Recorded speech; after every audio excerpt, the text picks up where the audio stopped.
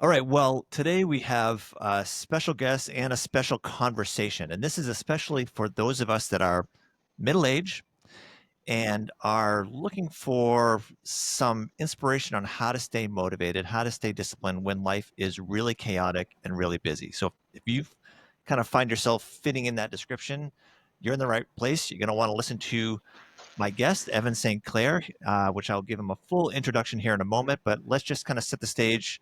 This podcast, HealthSpan Digest, is about helping people extend their health span.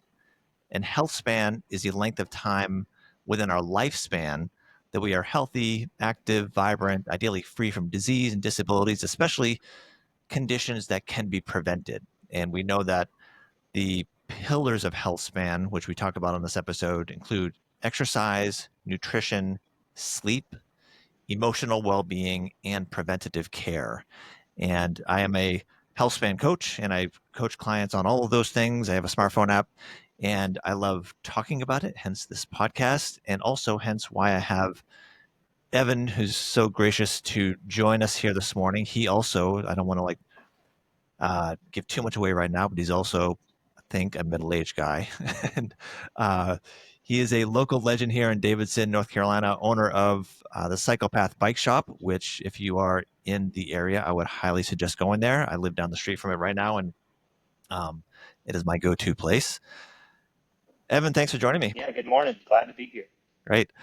Well, let's kind of set the stage a little bit with you and your background. So, our paths are similar regarding a passion for cycling, but you've done a lot of stuff. You've done a whole bunch of multi-sport stuff. So maybe kind of take us back and kind of what got you into various sports and what have you done? Yeah, it goes back to my childhood. I think I got a BMX bike when I was probably 8 or 9 years old, and I would wake up in the morning and watch Wild World sports and just go outside. And my older brother and I, we would build ramps and we just do whatever on our just local, normal kids living out in the country. Wasn't a lot to do, so we just found things to do on our bikes and I think that was the beginning of it. And then I got into skateboarding for a while. I was a skateboarder for years, kind of crossed back and forth between riding bikes and skating, and some snowboarding. But the one thing that I've always hung on to is riding bikes. And I think it's just, there's something different about it. I think it's the exercise, the cardiovascular, the rhythm. It's almost like a form of meditation. And when I shelf that, it seems like my mental health can decline. So I've said it for years. I really feel like riding bikes in a lot of ways has saved my life.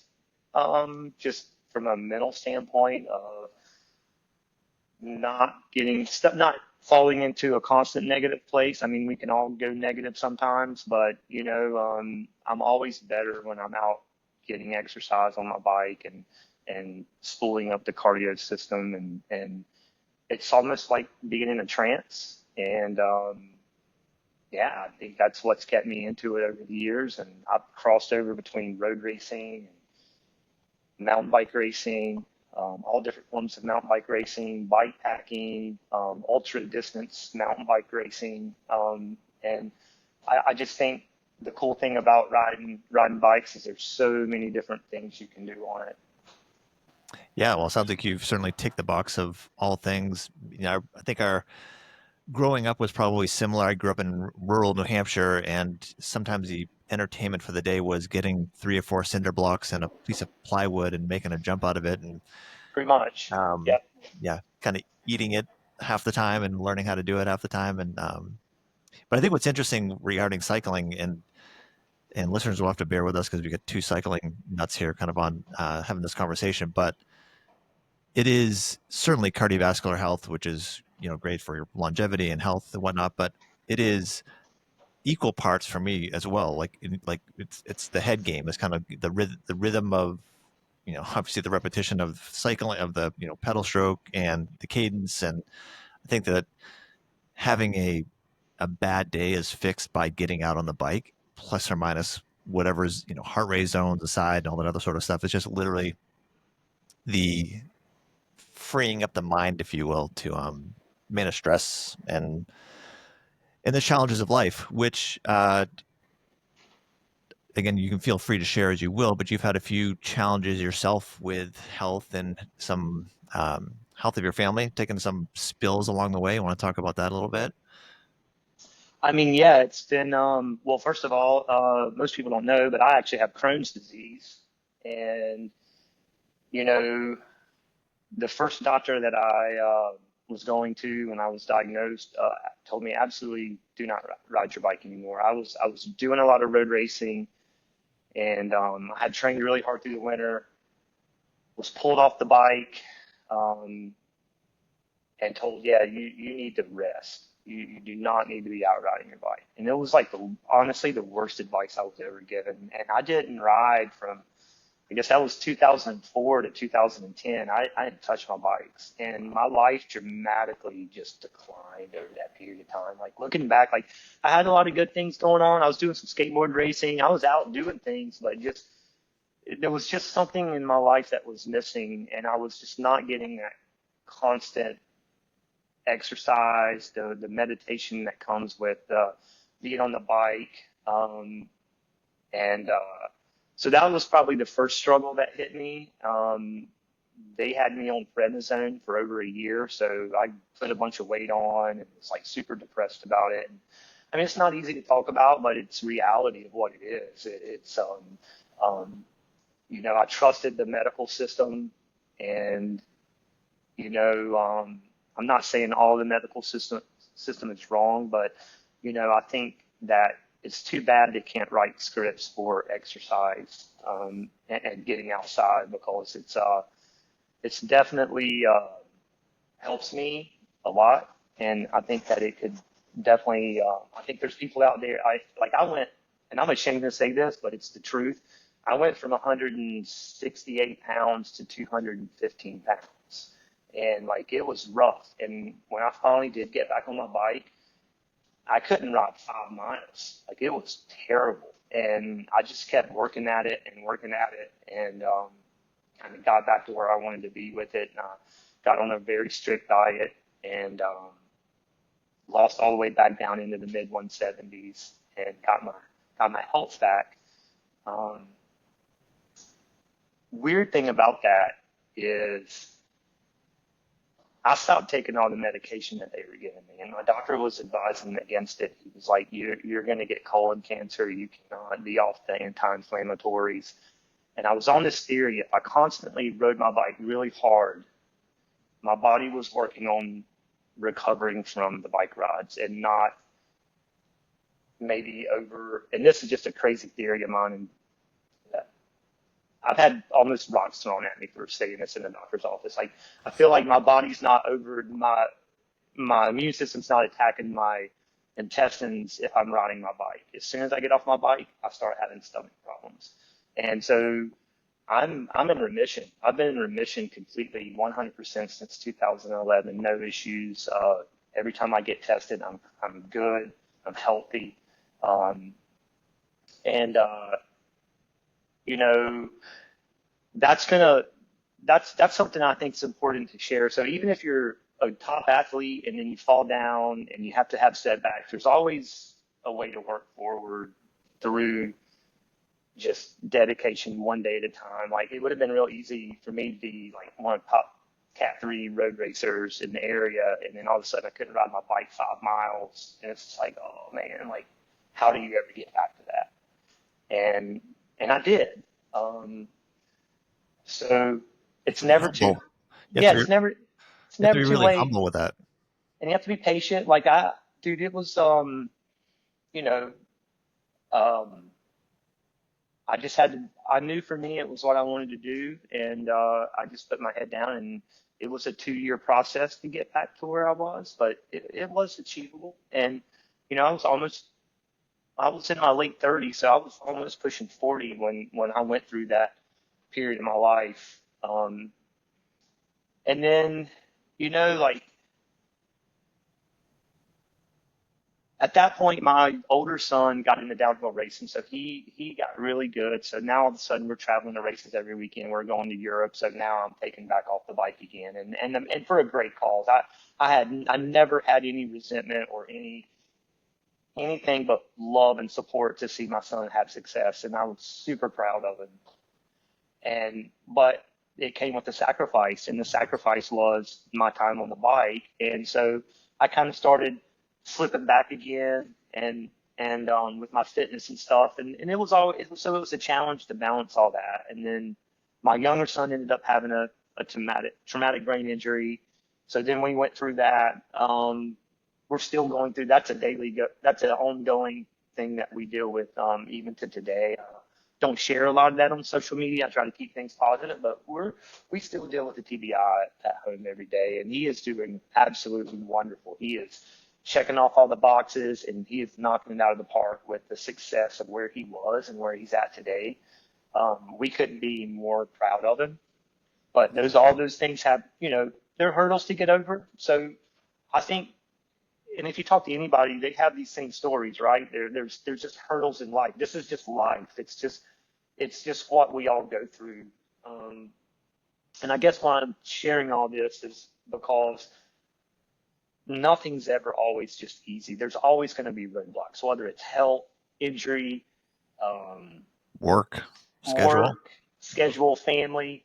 Um, Yeah. and so I think you just have to be patient and dedicated and look at the long term. 100%.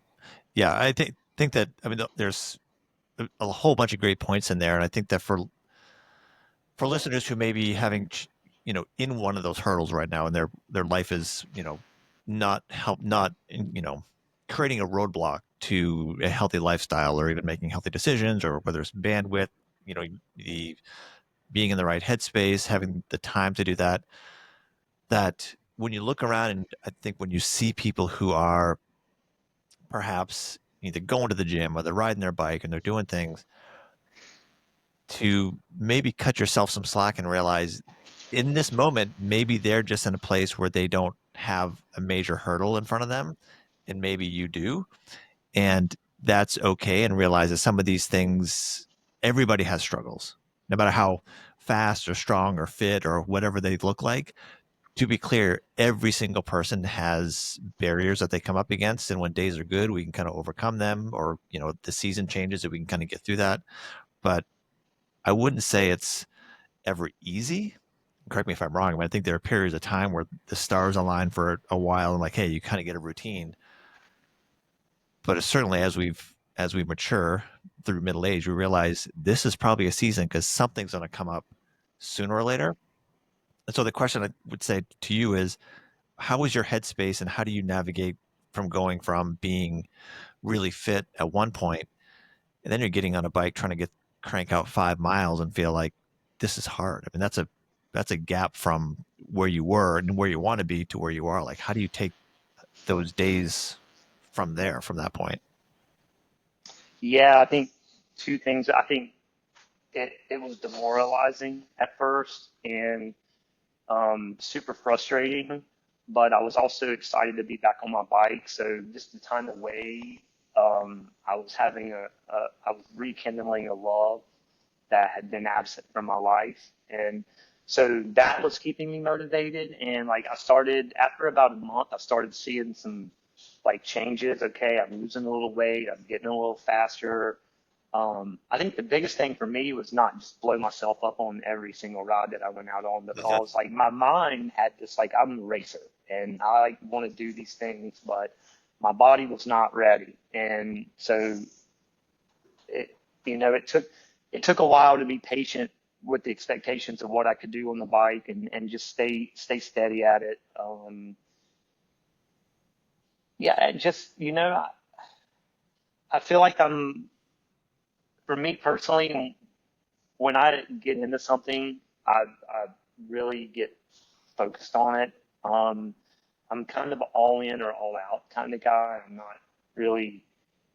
That's probably been one of my personal biggest strong points of what I've been successful at, and biggest weaknesses of what I've been a failure at, because I find it very hard to balance things, especially when I have multiple things going on. And with the shop being busy, it's really hard in the summertime for me to get out of the shop, to get my rides in, to make the rides that I want to make, to get the hours in on the bike. And in the wintertime, I don't know, as I get older, and I'm curious about this with you and other people, like as I've gotten older, the winters are harder for me. Um, with the training, because the cold and the dark, I don't see as well at night anymore. The cold tends to affect me more now than it did when I was younger. And I absolutely despise the trainer. I'm just not a trainer person. I respect and I'm jealous of all the guys that can sit in and ride the trainer for hours and hours. But I'm just, I think I think losing a lot of my mates out on the cold winter nights, holding me accountable to get out, definitely changed my winter training program. Um, so that's another struggle that, I'm sure I'm not the only one out there facing. But I'm curious to you, does the cold affect you more as you're getting older? Yeah, for sure. And so I think, I mean, correct me if I'm wrong, we both crossed over the 50-year-old mark. So there have been, I look back to when I was racing on the road, um, basically raced a full schedule for about a decade or so. And we would train, as we would say, we win races in the winter and collect trophies in the summer. So we would train all winter long on the road. This is up in the Pacific Northwest, and so the cutoff for rides for us was if it was both raining and below 47 degrees. But if it was 48 degrees and raining, we would be out there for 3, 4, 5 hours. Oftentimes riding really hard, and there were many times, and this is just looking back, like it just kind of questionable decisions on even being able to do this, but being so absolutely freezing, absolutely soaking wet, stopping off at a coffee shop, kind of to regroup, going to the restroom, and literally being in the fetal position on the floor of a restroom, shivering. There's no way home other than, because we're like out in the boonies, and basically like there's only one way home, and it's getting back on the bike, getting back outside, and continuing to ride. And it was brutal. And I think that it was a source of mental toughness, if you will. I mean, I know now a big thing is like cold plunges. It's like, dude, We I've were been cold, yeah, for sure. I've been cold plunged so many times. I've been a recipient. I've been not plunging. I've been plunged in a sense, and so Yeah. I don't need to go out of my way to do that. So I think, can I do that now? No, I have no interest in doing that. I do recognize though that the challenge of doing exercise, the whole point is to take whatever capacity you have and kind of like bump up against that to create physiological change, muscle strength, cardiovascular health, all those things. You have to challenge it or you're losing it. But I am playing the long game, which is why I'm in my 50s and still doing stuff, because I if my only option was to go out on those brutal days and say like that's the only way you can exercise, you have to be cold plunged out there for 4 hours. I don't think I can do that on the regular anymore. But instead, I can look back and say, you know what, I've done hard things. I know I've done that in the past, and it's certainly, it doesn't need to be 68 and sunny for me to go out and do stuff. I still go out when it's pretty cold and you know when conditions aren't great, but it's not really worth being hating what I'm doing, because I am playing the long game, right? And I think that's where a lot of people who start an exercise program, and especially ones who just kind of pick up the latest fad and go from the couch to like boot camp mode, they overstep things. Instead of doing like incremental changes, like, oh, I'm going to go from here and I'm going to like go all in, and it's miserable and it's uncomfortable, and I don't think that that's really sustainable for a lot of people. So you got to pick your battles, and sometimes you know, brutal freezing cold, with rain coming down, like that's not a battle I'm willing to fight. But I think, like, I think people who don't experience that miss out in a lot of ways. At some point, at some time, I think we all need to live a moment outside of her comfort zone. Because 100%. that's how we grow. 100%. And you know, a good friend of mine told me that years ago. I was about to do something pretty gnarly that I'd never done, and it was a big deal to me at the time. And my buddy said, you know, hey, like you know, if you don't live outside of your comfort zone, how can you ever grow? And that's always stuck with me. And anytime I'm like doing something gnarly, or and I'm not like not necessarily gnarly like shredding on a mountain bike, but like it can be whatever, right? Just even like this trip, going on a solo trip to Croatia by myself, and you know, I always like come back and like, you know, man, like gotta live outside your comfort zone sometimes to really live. And we only get one shot of this, and like you gotta follow those dreams, and it's never really too late to check that off the box. And 100%. I think that in a sense, the harder thing when you do hard things, it makes the rest of life feel so much better. I mean, there's nothing like, at night if I sit on the couch and I'm gonna kick on some Netflix, I can assure you that if I've done a hard ride that day or done a hard workout or something that day, that couch feels so amazing. Versus if I've kind of haven't done anything for a day or two, it's just I'm a sloth and just sort of like plop on the couch. I mean, yeah, couch is comfortable, but there's nothing like doing something that's so hard that gives you perspective on how easy everything else is and how comfortable everything else is. So you actually get to enjoy kind of a higher high if you can kind of dig in a little bit and do some things that are uncomfortable. I think that the challenge, and I'd love if you have any tips on this, but there, I think there, not everybody is maybe wired to go deep or go into that discomfort zone. Like if somebody's, you coach athletes too. So, I mean, how do you help people kind of push that limit or explore that discomfort and kind of settling into that interval, if you will, and say, yeah, this is going to be uncomfortable, but you need to kind of stay there for a little bit. Like, how do you help somebody wire that into their system? that's a good question. I'm not even sure, even coaching people for years now, I'm not even sure that there's a direct, just streamlined answer. It's kind of, when I look at individuals as they're doing sports, they're all diamonds, and you polish a diamond differently. No two diamonds are polished the same. So I think the person has to look and self-reflect and figure out what inspires them and what drives them to be able to do that. And for different people, like, you know, for me as a kid, I grew up in, you know, my family situation wasn't the greatest. Parents split up when I was young, and for me, I would go out and do sprints on my BMX bike and just get the anger out because I would just struggle with some anger issues of just, you know, being in the situation I was in as a kid. So I would go out and I would just do these crazy hard sprints on my BMX bike, and it would feel good, and it was better than like, you know, punching something All or right. doing something that's destructive to myself and other things. And I tried to channel that energy into something that felt good. And then there's been other times in my life where maybe I was fighting some depression when I was sick with Crohn's, and I would just go out to Lake Norman State Park on my bike alone, and I would just be in the woods. And there's a poem that I believe Gary Klein wrote, Klein Bikes. I don't remember exactly how it goes, but it's so says something to the state of like at some point your bicycle disappears under you, up from underneath you, and you're floating through the woods, and that's the true essence of mountain biking. And so like so sometimes it's that, right? It's like I'm just in the woods, and the bike disappears, and I'm in this play. I don't even know. I can't even put it to words. Euphoric feeling of just freedom.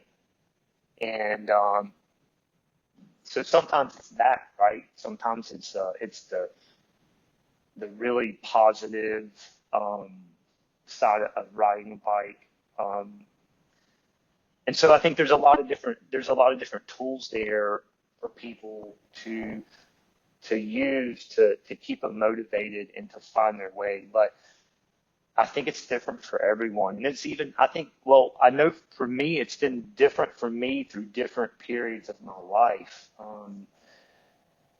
I've been personally struggling with once I got into the downhill racing with my older son, and I really got it. And I've always been an adrenaline junkie from snowboarding and skateboarding, and so as I've gotten older, it's been a lot more difficult for me to continue to push the limits. And then I paid the price, as you know. I guess it's been about 7 months ago now. I broke my back in 4 places, broke 2 ribs under my right arm, had a pretty good concussion. I took a hard slam, and it was unfortunately I wasn't even doing anything gnarly. I hit a rock off the face of a jump, got weirded out, and it was over. And my Garmin said I was going 33 miles an hour on my downhill bike, and there's just no coming back from it. And so I think the biggest downfall, I think that the first thing that went through my mind when I hit the ground was, oh no, all the work I've been doing on my road bike for the last year is gone. I just got a massive setback. I knew the bones would heal. I knew I was going to be okay with as far as the physical side of it, but it was the mental setback for me. And here we go. Yep, put 15 pounds on.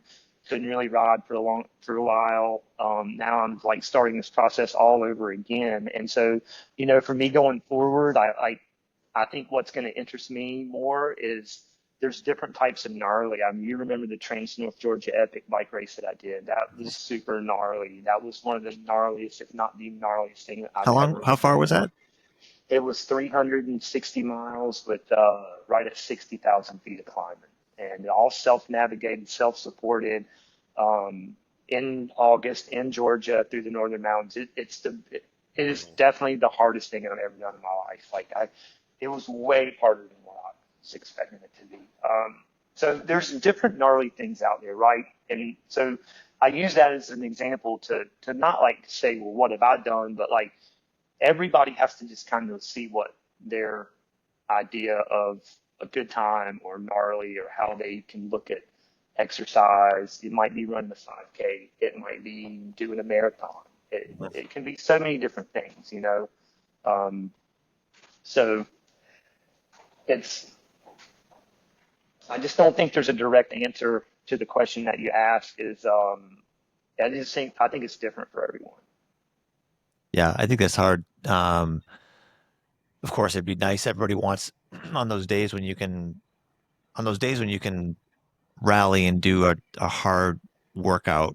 I think those are and feel good about it and motivated and I've done other episodes on this concept of motivation, which I think is fleeting. And it's, if we're totally responsive to, I need to wake up, the weather needs to be good, my bike needs to be ready to roll. I have to have the time, I have to have this open slot of time to do things. And I have to have motivation where I'm just like super pumped to go do something challenging. Like that happens, once a decade.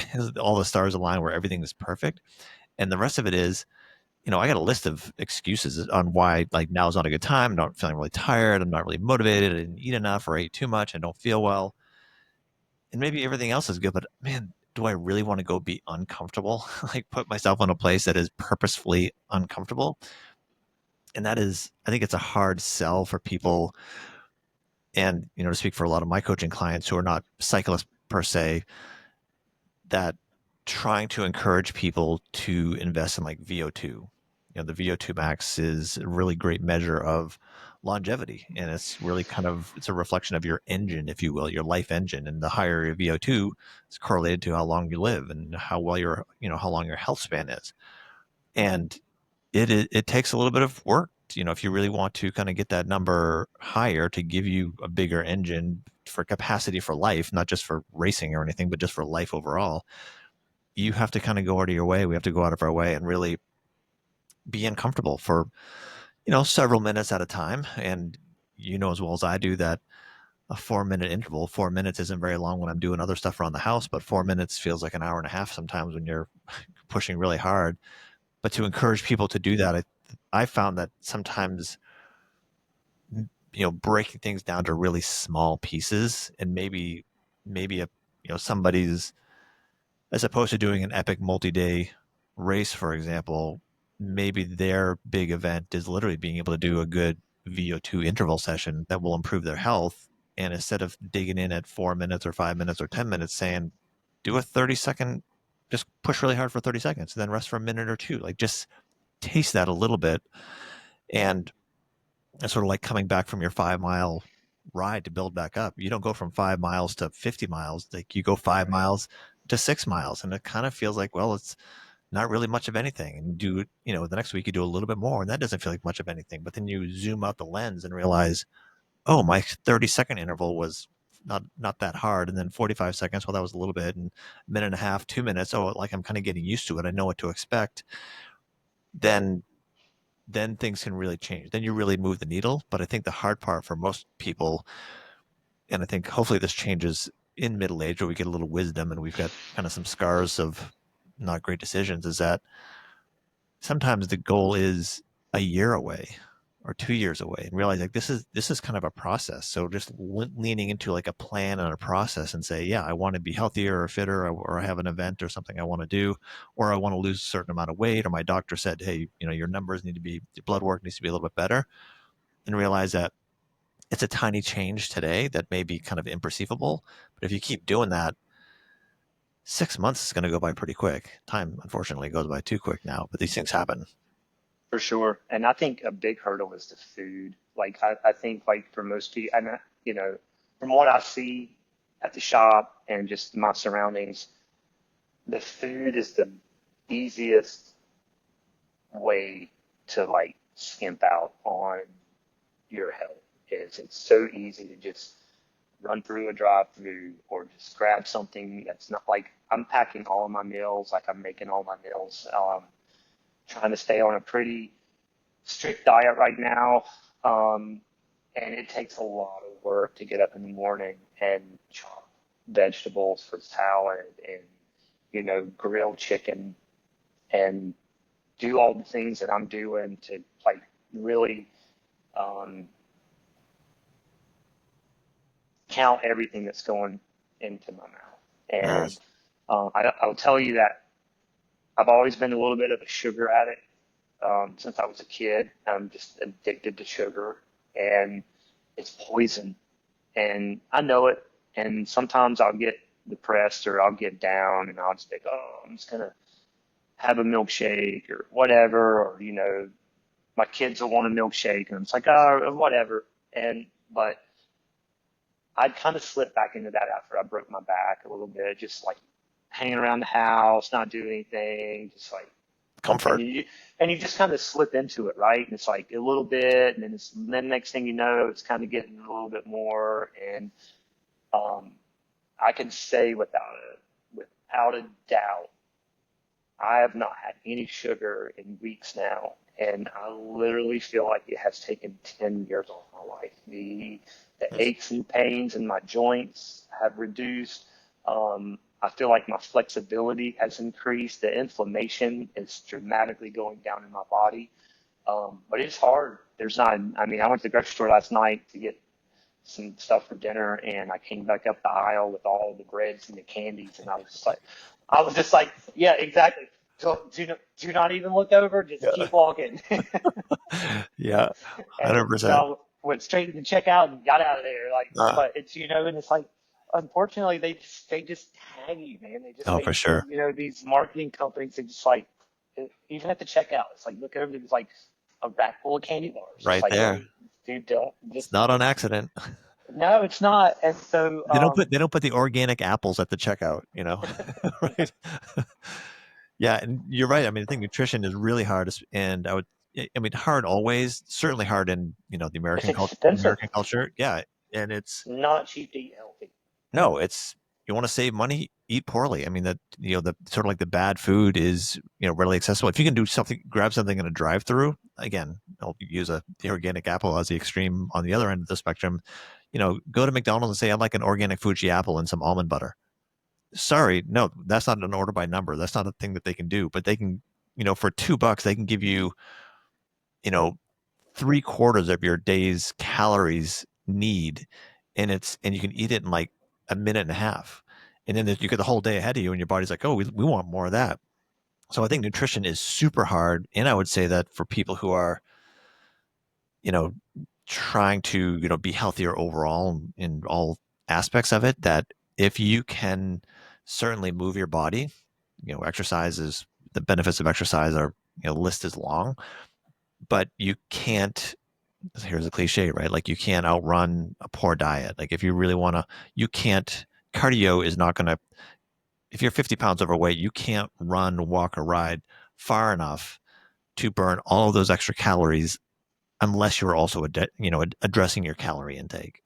And And you're that also is not even getting the nutrition because of most of that food is just like chemicals and it's not real nutrition. And it's not real food. yeah, it's not. And I think that there's going to be a point in the future where we look back as humans at This this phase. fast food phase that we're in, and like, wow, oh man, that was really might as well have been putting lead paint on the walls. Yeah, yeah, for Like sure.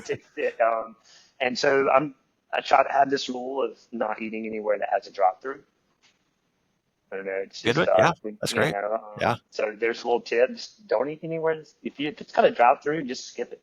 yeah. It's not a good. It's not a good sign. It's a big warning sign. Because you really don't want do you really want your food like made in 2 minutes in some fast, I don't know, whatever those machines that spits out the patties. Not You don't. It doesn't. You don't think of appetizing. Isn't the word that comes to mind necessarily? It's like watching how sausage gets made, right? It's like you just kind of don't want to know what actually happens happens behind the yeah. scenes. Yeah. But and then the other thing is like when I work on a diet and really start getting myself honed in is like I've tried the fasting thing and I guess it works for some people. I never could get it to work for me. The best thing that always works for me with the diet is like I'll eat 5 or 6 meals a day, and each one of those meals will be like the size of the palm of my hand. Like it's not a lot of food. Like I might have two hard-boiled eggs at 8 o'clock, and then at 10 o'clock I'll have an apple, and then at 11:30 I'll have my first lunch, which might be a salad that might have oil and vinegar and some vegetables and spinach and maybe a little bit of chicken on it. And then at around 2:30, I'll have maybe another piece of protein, maybe, a piece of grilled fish or some more grilled chicken. And then maybe another apple or some carrots or something in the afternoon. If I'm going to go ride hard, I'll have a sweet potato somewhere around 2 or 3 o'clock that afternoon to give me some carbs to go ride. And I'm really when I do that, the weight comes off. Like and I feel so much better. To give you an example, when I got invited to this race for Croatia, I was like, man, I have got to get it together. Like I want to go on this trip and I'm not ready. And I've done this for 2 weeks. I've lost 10 pounds as of today in 2 weeks. And I feel amazing. And a lot of people say that's too much weight too fast. But the reality of it is I'm eating like 16, 17, 1800 calories on the days I'm not riding. I'm taking in about 2000 calories on the days that I'm riding, but I'm not eating any junk. I'm no carbs. I'm really limiting the, the, the carbohydrates unless I'm exercising. And honestly, I'm way better than I did 4 weeks ago. And it just works for me. And that's, like today, I'm going to go on a hard ride. I'm going to have my sweet potato. I'll probably take a little bar or something and have that right before the ride and take a goo to get me through if I start cracking toward the end of the ride. But that's just kind of how I roll with it, and it's always worked. Hmm. I think that the one of the big lessons that we're kind of kicking through here between both exercise and VO2 max and nutrition is that it is, I mean, a little bit of wisdom, but basically it's trial and error. I mean, we've kind of gone back through and our nutrition has changed through, off and on through the years, sometimes season to season. Our activity changes, our, overcoming injuries, overcoming, the mental hurdles and stuff. And I think that for success is to really look at this as a process. And I mean, I am fortunate that, I mean, I love health and fitness and I love science and I love how the body changes. And I'm an athlete and, I'm in my 50s and I can still say like, yeah, I'm an athlete because I'm constantly curious on how my nutrition changes and how my body changes and how my strength changes and my cardiovascular status and how's my training today compared to the way it was, decades ago. And it's very different. And I think that as long as people can kind of look at maybe their health journey as just that. It's like it's journey. It's a journey. What we're doing today is going to be different. I mean, you and I can have another conversation in 10 years and it's going to be different. The underpinnings will be kind of the same, but it's always going to be like, well, now my nutrition is a little bit different. Now I exercise a little bit different, or now I get this nagging injury. I got to kind of change. And as long as we stay curious and engaged, and I think that what's tough is that it doesn't fit our psyche because we want the quick. What are the top? Tell me the three things I got to do that are really simple. That's going to get me super fit, and I want to have a beach body. And realizing that everybody's so different, and me and you, like our bodies are different. We're the same, the same age, but like we're on a path that's a little bit different, and everybody's different, and it's frustrating for people who want a quick fix. And for anybody who's listening to this, that's in their 20s or 30s or 40s, just wait because it doesn't get easier when you get older. You just need to kind of like explore and be okay exploring how your body responds to things. Yeah, I think no, I totally agree with that. And bone density is something else that I'm learning about. Like go back to the crash for a second. Last summer, I've crashed a lot harder in the past than I did that day, and got up. And yeah, I'd be sore for a few days, maybe a week or two, but not put in the hospital for 3 days. And it was kind of an eye opener. And then, so I've been going to the gym. So I went through therapy over at 4D and went through all my physical therapy that right now. And I've stayed at the gym and I'm doing more gym work than I've ever done in my life. And trying to build some bone density. Well, they had a company come in and they did a full body scan. And they scanned. I've never had anything like this. It's almost like a CAD scan. They lay you on this table and this machine just it scans Yeah, like a DEXA everything about scan. it's Dex- a DEXA scan. yeah, Yes. Yeah. And so you can see your bone density, you can see your fat content, you can see your lean muscle muscle. content, the lean muscle. You can see everything about what's really going on inside of your body. So I had that done. And it was super interesting because like the bone density in my legs was like off the chart for my age. Like it was all the way at the far end of bone density. And my spine and my rib cage was at average at best, maybe on the little bit of the low side of average. Because that part of my body doesn't get any, it's not, it hasn't been getting anything riding the bike, right? And then here's what was weird was we were trying to figure out, he's like, your bone density is actually higher than the bone density in your arms are actually higher than the bone density in your legs. We're trying to figure out how your bone density Mhm. gets so high in your arms. Like we've never seen anyone your age that has bone density in your arms. And I was like, oh, that's weird, man. I don't know bone density in my arms. So, and then I started thinking about it. It's the trail work, dude. You know how many days I've slapped a shovel just over and over out in the bike park, just like working on jumps. And I was like, that's why the bone density. So, so how my arms, but it was interesting. Like, so that scan gave me a lot, and I came back and I was like, okay, I know what I need to work on. I need to lose a little bit of weight, and I need to work on bone density in my core region, my spine, my rib cage, and yeah, I'm good. And so I'll continue to go to the gym. I like it. Yeah, I think it's key for those. I mean, the stats. And I have to kind of pretty sure these numbers are accurate. Basically, we lose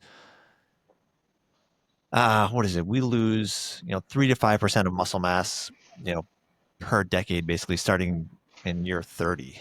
So once you're in your once you hit 30, unless you really do some proactive activity for bone density and muscle mass and so on, you kind of physiologically peak out, and the rest of it's downhill from there, you unless you get a DEXA scan or unless you do something where you can say, hey, let me get some numbers here and then let me have a plan because I don't want to lose muscle mass. I mean, certainly, as we've said, driving through the fast food, you know, is drive-throughs aren't great. Sitting on the couch all day, not great. And we need something to, you know, push us in the right direction. And sometimes having these tests, I think, are really good. I mean, I love it when my clients will do a DEXA scan, even just because it gives us a sense of like, hey, whether you feel good or don't feel good, those numbers are legit, and you can say like, here's your bone density, here's your lean muscle mass. What can we do about it? And I think that we have to do some sort of resistance training. And for those of us that are endurance athletes, giving me the option of like, hey, do you want to go mountain bike for the day or do you want to go to the gym? It's like, oh man, like that's not even a that's not a hard question at all. But sooner or later, and maybe this is where like the bad weather days come in or the winters come in and be like, okay, it's tougher to get outside perhaps. Maybe I can, buckle down and get in a half hour of like proper resistance training, stimulate the bone density, stimulate my muscles and tendons and my nervous system, which will actually fortify us a little bit for getting back on the bike. Yeah, A little for bit less, sure. a little bit less risk of injury. Well, let's kind of recap here that first of all, when you're a middle-aged athlete or you want to be a middle-aged athlete, you can do it. We can do it, as Evan and I have shared, and think that we could probably do a full episode just on listing the various injuries we've had and compare battle scars because that's kind of par for the course. I too have broken a couple bones from cycling. Speaking of bone density, I crashed my bike. You know, Probably a decade ago now, on a training ride and broke my collarbone. And I was doing 30 plus miles an hour and landed a smack on my shoulder.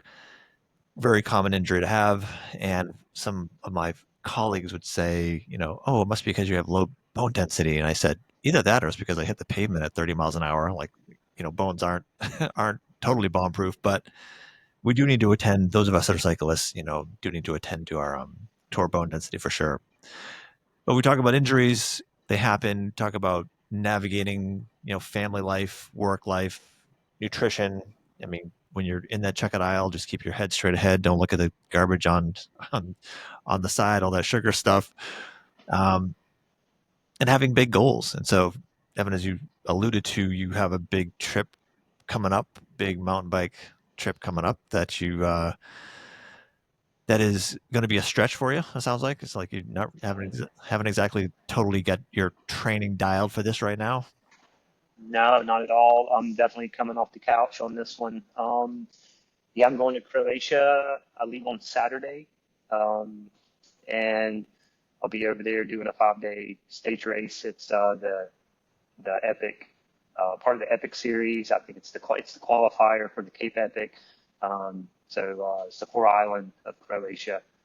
So yeah, first day looks pretty simple. It's a short 20K prologue, but then after that it's 40, 45 miles a day, 4 to 5,000 feet. I think the biggest day is 5,900 feet of climbing, 44 miles. So it's like, it's not high altitude, but it's definitely, I mean, they're Or big days back to back, and I'm fingers crossed. I'm going to rely on 30 years of muscle memory and just trying to be smart and not cook myself. And I'm just going to let the race come to me. I'm going to start the first couple of days out kind of slow and just let my legs kind of come on board. And then I know I've got one really hard day. I've got a 7 hour cutoff day on the biggest day, and then I got a little more thrown at me. Like I looked at the weather yesterday and it looks like it's going to be between 50 and 60 degrees and rain every day.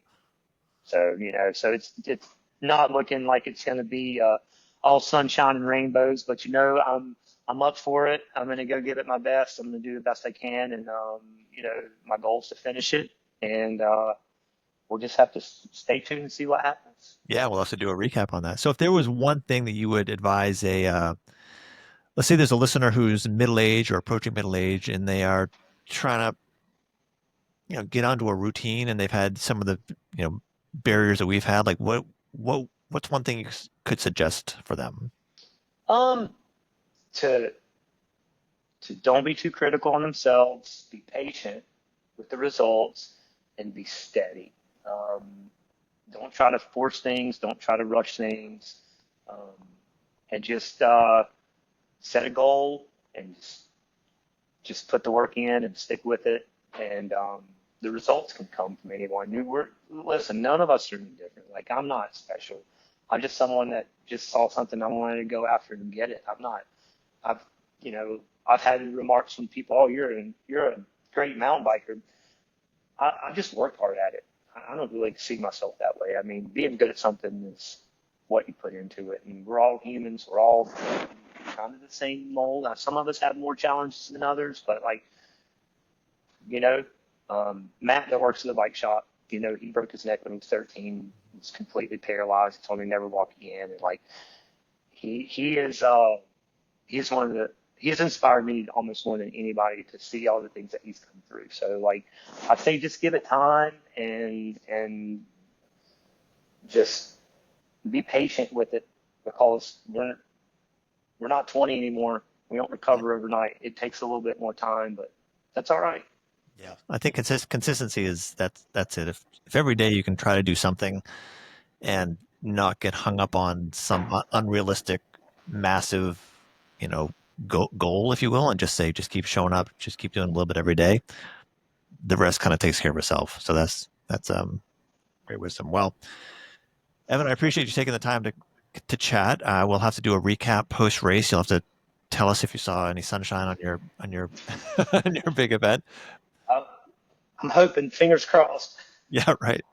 And also, in the show notes, I'll put links to the bike shop. So if anybody's in the hood, they can kind of swing by and give a shout and check in on you. All Sounds good.